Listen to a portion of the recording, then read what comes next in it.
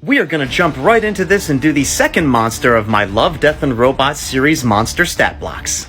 And this second one is going to be one of the most iconic and most heavily requested monsters of all. This is the Siren from Love, Death, and Robots Jibaro.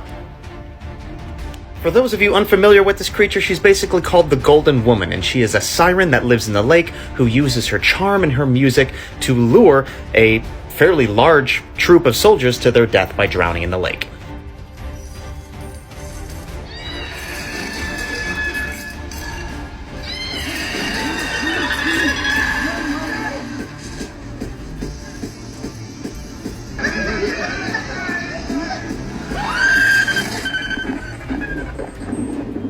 The animation and art style on it are insane, you have to watch it, but anyway, here's a stat block.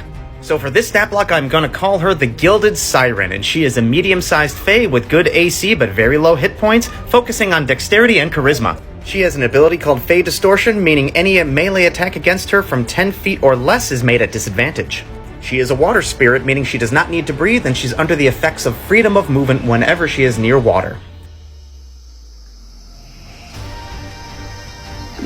Because this is D&D and she's a little bit more of a spellcaster type, she has a short list of spells revolving around charming, water, as well as stealing life. And instead of having a fear aura, she has a charm aura. Works the exact same way. Even though she has very low hit points, her AC makes up for it with her gold shard armor. Her AC is increased by 2 when she's within 15 feet of a water source. Creatures take damage when they touch her, as well as her exoskeleton, if removed from her body, is incredibly valuable.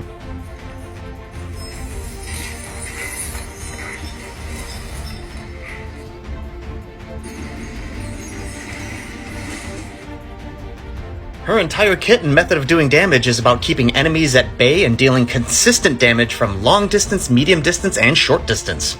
At close range, she has a bite attack, which causes necrotic damage and heals her. At moderate distance, she has a stunning gaze ability, which can stun an enemy for 2 rounds. And her ultimate ability is Siren's Call.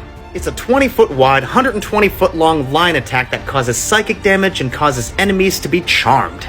When they are charmed, they need to blindly rush ahead towards her as fast as they can with reckless abandon. They will view any other creature, even their allies, as hostile targets, and if they come within 5 feet of any other creature as they are running towards her, they will attack them.